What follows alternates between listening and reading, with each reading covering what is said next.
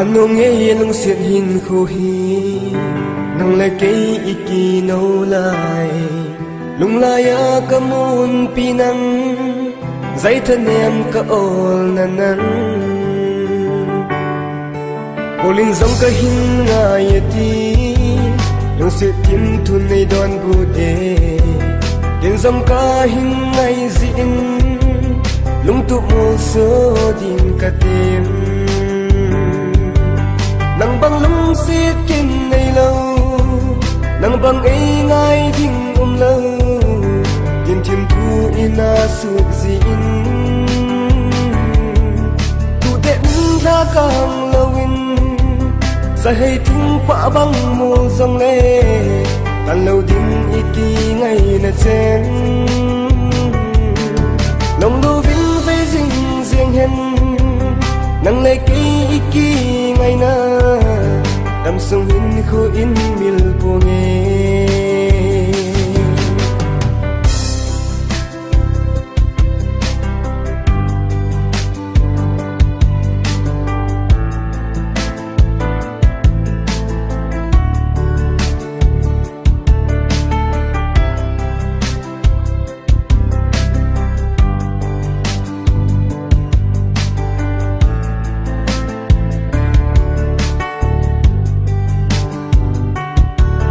sang in tin lại adam lâu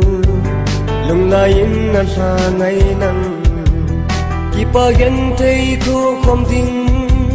na ang lung in nei koyo idia lung nahi na lung sit kin thu dâu lâu lon hin long lâu ze no na tin lại lung dam mo na bang lung xin tông mây đô nô chun là zon gel mo punte hàng khô húi vang đằng lâu đinh lung xin nan can khom là chun gen thấy na hi thu lâu đinh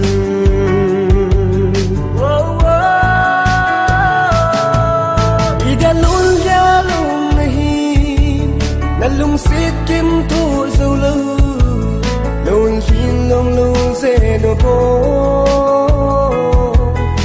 lai lung dam mu na bang lung sin tong mei do no chun na zon gel mo punte thang kho hoi vang dan lâu ding lung sin an kan khom na chun gen thei na hi thu lâu ding rằng nhìn hin khu mang lâu tin